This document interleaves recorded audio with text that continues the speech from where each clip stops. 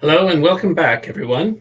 We're on to the next session, which is all about CBRS, which is a new regulatory use it or share it scheme for spectrum launched to the US. And some of these regulatory decisions seem simple in retrospect, but they always have a long and complex history in bringing them to fruition. And here to tell us about that is the president of the CBRS Alliance, Dave Wright. Welcome, Dave. Great. Thank you, Steve. Appreciate it. Good morning, good afternoon, good evening, everyone. My thanks to the DSA and to Martha for the invitation to present. And yes, happy to share a little bit of the insights from the experience with CBRS, some lessons learned, and where we're going from here. So if we could put the slides up, please. Thanks. We can jump to the next one. So just by way of background, I mean, Steve called this a new thing, and for those of us who've been working in it for so many years, it doesn't feel new any longer, but we are in our first year of commercial operation, so I guess to that extent it is new. I feel like most people are at some level familiar with what the Citizens Broadband Radio Service, or CBRS, is all about. But in a nutshell, we're talking about 150 megahertz of prime midband, 3.5 gigahertz spectrum, 3550 to 3700. And in the U.S., because of the incumbencies, the way that the FCC and the National Telecommunications Information Administration, or NTIA, which handles our federal spectrum in the U.S., the way they've opened this up for the new commercial uses is with a sharing regime. So we've got 3 tiers of sharing, with priority going down from the top, if you will. So those at the top have the highest priority for access to the spectrum. At the top, we have our incumbent users, both federal military as well as some commercial.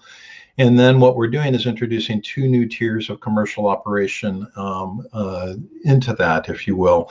So we've got a pseudo licensed tier at the priority access license layer, or PAL layer, where up to 70 megahertz of the overall 150 megahertz can be allocated for licensed use. And then importantly, at tier 3, we've got what's known as general authorized use. And in a very simplistic way of putting it, if it's not being used by an incumbent or by a PAL user or PAL license holder in a certain location, the spectrum is available for general authorized use. And I think the important thing to note here, and for those of you who were on yesterday for the 6 gigahertz panel, Chris Wolford from Ofcom at the end made some great comments. There's a question about, regulators striking the balance between licensed and unlicensed. And Chris said, well, that's fine to talk about that, but we really need to get to a new point where we have the traditional licensed and unlicensed allocations, but he was talking about regulators being able to make spectrum available where it was needed, when it was needed, in the manner that was suitable for the use type or the application. And I thought he was right on point. And I think to some extent that's really summing up well what we've done with CBRS. We're mixing licensed access and unlicensed or pseudo unlicensed access. We're letting the market determine in a certain location how much of the spectrum can be utilized for either, and we're making sure that that spectrum is put to a very intensive use through these 3 tiers. And the other important thing for a DSA conference is obviously the fact that the way that we're doing this is via dynamic coordination. So this is database coordinated with what we call spectrum access systems, or SASs. And next slide, please, Jordan. So in response to this, this is the current membership of the CBRS Alliance, which I'm honored to be president of. And I would just highlight that, in my opinion, if you do it right with a regulatory approach to spectrum access, particularly in a prime band like 3.5, you'll see a response like this. So we launched the organization about just over 4 years ago with 6 founding members. And today we're 188, closing in on 200, which I hope we'll maybe get to before the end of this calendar year.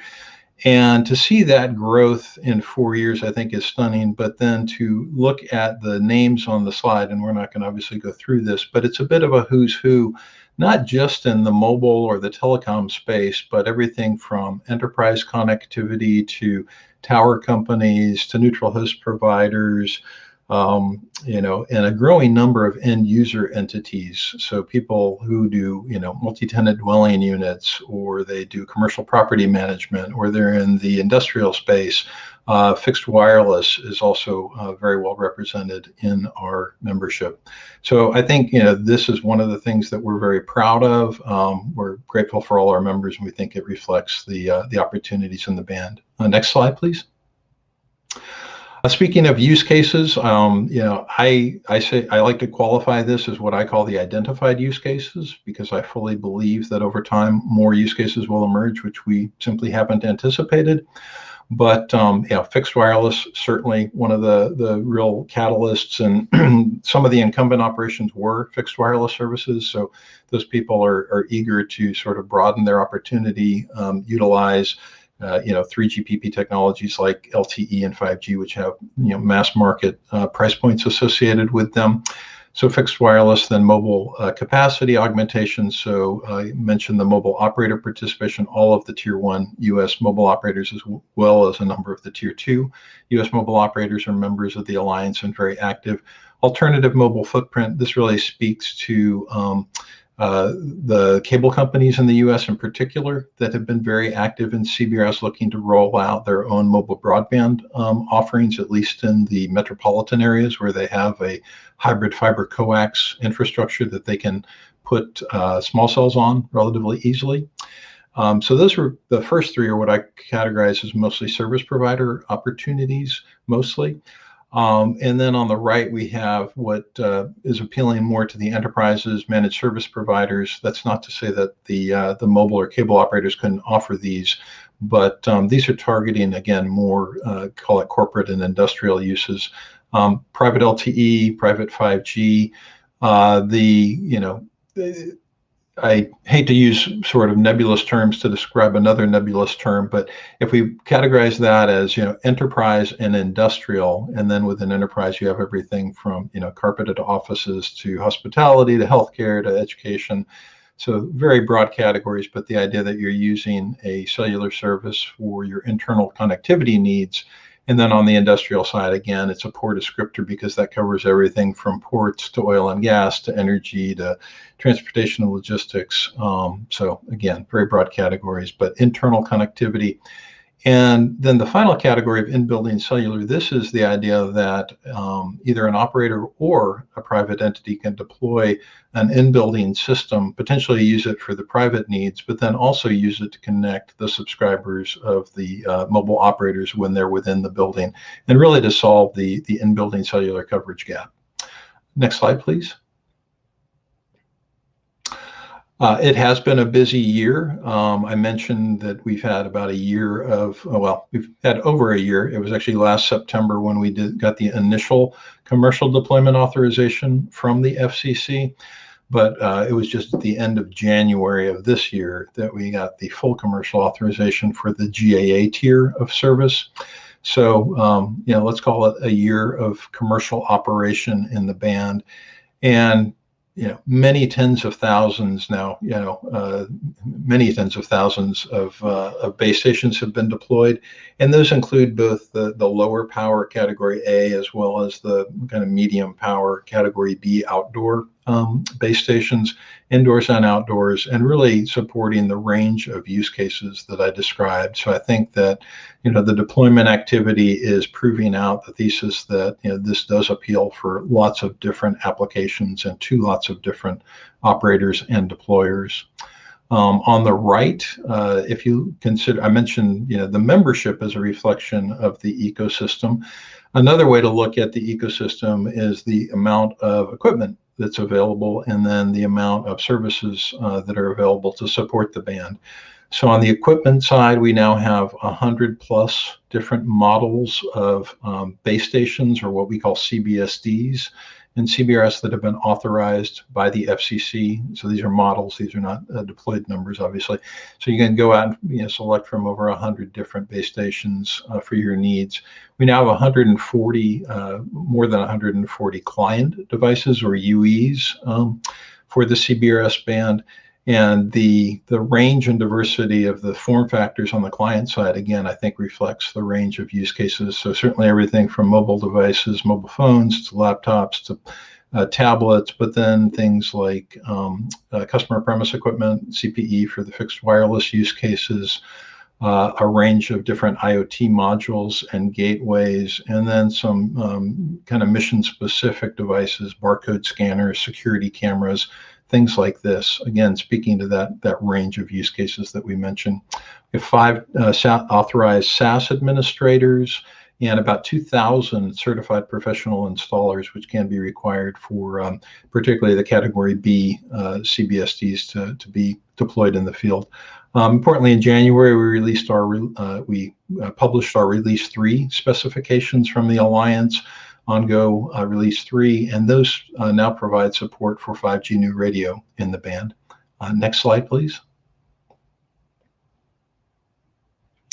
So kind of maybe going back to one of Steve's points about how did we get here.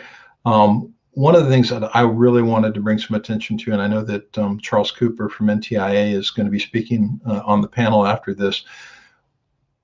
CBRS is really involved in unprecedented level of industry and government collaboration, and that's not just my words. I mean, you can read the FCC's report to Congress on the status of CBRS, and I think that was issued about 1.5 years ago now, and they use the same phrase, that an unprecedented amount of coordination, not just between government and industry, but also between the different government agencies. So we've worked very closely with the FCC, which is not surprising, but we've also had a very close relationship with both the NTIA and then also directly with the Department of Defense as we've operationalized, developed, operationalized, and now commercialized the band. I don't have time to go into it, but it's covered everything from the development of these dynamic protection areas to the environmental sensing capability, the portal that's used to activate some of the DPAs. And then one of the sub-departments, Institute of Telecommunication Services or Sciences, pardon me, within NTIA was actually also tasked with the testing of the SAS and ESE systems themselves. So, it's been amazing to me to see what happens when you get a lot of very smart people from these different organizations into a room and how they're able to really tackle some hard problems. And I won't say that, we haven't had hard problems that we've had to deal with, but working collaboratively and collectively together, we've done that. And one of the things that I would just highlight from this, and I think it's a good maybe harbinger of things to come or things we could build upon, is the fact that we've really gained, I think, a greater sense of a greater understanding of DoD's needs as a incumbent in the band, and I think DoD's gained a better understanding of what industry's needs are as we operate. So I think that mutual understanding has been a real benefit that we've learned and something we can build upon. I'd also highlight, and I don't mean to steal Andy Clegg's thunder, but it's important to note that because of the way that we work closely together, the protection regime that we've put in place, there have been no reports of harmful interference since we got the ICD authorization. Next slide, please. Also important to just point out again, I said up front that I think this topic is really pertinent to a DSA conference, since it's all about dynamic coordination of the spectrum. And we have now gone from experiment to commercial reality. So I used to bristle quite a lot when people with agendas would tend to label CBRS an experiment. We're past experiment. We're really past new. We're past emerging. I think we're out of our infancy and well into young adulthood at this point. We're young, vigorous, and ready to take on the world. So, we've proven out again that database coordination is possible, even when you have the complexities of military operations that you're working around. Next slide, please. Wanted to draw some attention to the recent Priority Access License auction, or PAL auction. So this was conducted in July and August, and those of you maybe overseas didn't see as much about this, but it was quite the hot topic in the U.S. telecom kind of trade press for for really about 6 weeks, and everybody was wondering when it would end and how much would be raised. And I threw a couple of quotes on here, one from the chairman Pai about how it was an unequivocal, resounding success, and then another one from a gentleman who's the COO of BitPath. I think it somehow lost his company affiliation there. And he's a former auction specialist with the FCC. And this was, I think when we still had a few more rounds to go in the auction, and he said, the auction had already exceeded his most optimistic estimates. And I think that's right, both in terms of the amount raised, which was just under $4.6 billion was the gross proceeds. But I don't think that's the best or only metric that you can look at. I'm not sure that price per megahertz pop is really the right metric for an auction like this, where you've got so many different use cases and so many different bidders looking to use the spectrum for different applications. But if we look at the fact that 228 bidders secured licenses, I think there were 271 participants in the auction itself, and that, yes, certainly mobile operators and cable operators secured many of the licenses in the country, but you also had, power companies, particularly in the Southwest and California, oil and gas companies. The most expensive county in the nation was a small county in West Texas. On a price per megahertz basis, it was the most expensive county in the country because of a lot of the petro industry that happens to be located there. I think there's all of like 100 people in the county, but it went for 81 cents a megahertz pop or something like that. And then you also had organizations like real estate investment trusts buying spectrum. A group called JBG Smith out of Arlington, Virginia, bought 4, and the most you could buy was actually 4 of the 10 megahertz licenses in any county. They bought 4, and I was actually on a panel with one of their executives last week, and he said, yeah, we're doing this for clients like Amazon. They're doing the second headquarters for Amazon in the Washington area, as well as the Virginia Tech Washington campus. So fabulous to see what happened with PALs. For those who didn't secure licenses, there's also a very robust and innovative secondary market approach to make unused PAL rights available for leasing, and I'm very excited to see what comes of that as well. Next slide, please. So I was asked to speak about some of the challenges and lessons learned. I would say, it was a large and entirely new undertaking. We did have to kind of move from experimental to commercial reality stage, and that did take time. A lot of this was first ever, if you will, especially the testing of the SAS and ESC systems, the field deployments, which is really what ICD became. And so, I think looking back on it, this definitely took longer than any of us would have liked. I do believe that a lot of that was because we were treading new ground, breaking the ice for the first time, and that those who come after us will not have to, recreate or jump over those same hurdles. So I don't believe that, future dynamic coordination regimes will take as long as CBRS did. Certainly, there were additional complexities associated with sharing with the military. And again, the early government and industry engagement is key on those. Another challenge or lessons learned, I would say, is that the sensor-based approach for some of the military incumbents has introduced other knock-on impacts. So, when you deploy sensors, now you need to actually worry about protecting those sensors from interference. Good thing to highlight, right, or to think about. If you're going to use sensing or sensors, then you're going to need to also be able to detect the next generation of military platforms when they're introduced. So, one of the things that we've noted is that in the 3450 to 35 megahertz band, which is another band that is now being looked at for federal military sharing with commercial operations, the focus has now gone to what's called an informing incumbent capability. And we're glad to see that focus from NTIA, from the FCC, from DoD. Looking forward to the industry engagement on that and wondering if that may not be applicable to CBRS as well. And then it's worth just highlighting that we also now are looking at the introduction of high power TDD services above 3700, with the C-band being auctioned in December and probably introduced or put into service over the course of the next year. or at least in the first 47 PEAs, I believe it is.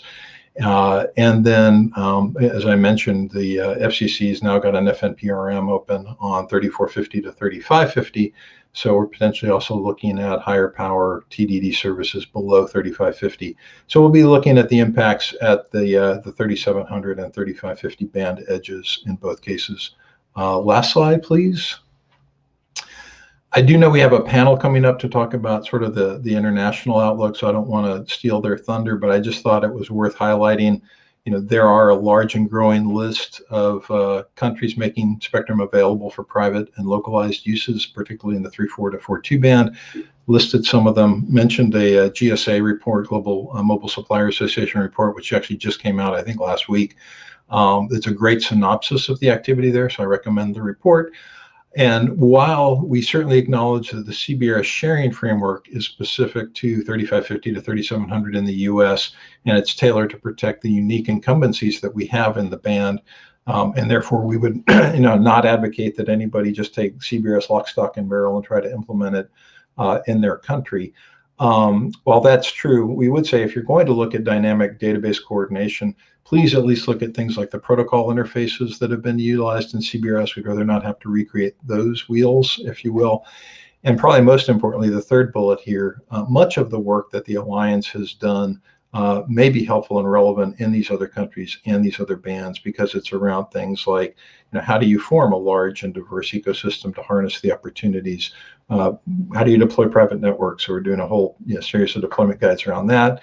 How do you support the neutral host and building cellular piece, whether that's with a NHN or a MOCN type of an architecture? How do you do the numbering for private cellular, right? This has largely been the domain of the mobile industry up until now. So, shared HNIs, MC blocks, all these sorts of things. So we're looking forward to, being helpful to the rest of the world going forward. And I'm not going to take questions, but you've got a great panel right now. Thank you. Thank you very much, Dave. That's a great segue. I think the phrase "it took longer than we thought" describes a lot of regulatory experiences, but hopefully CBRS is an inspiration for and a guide for other experiences.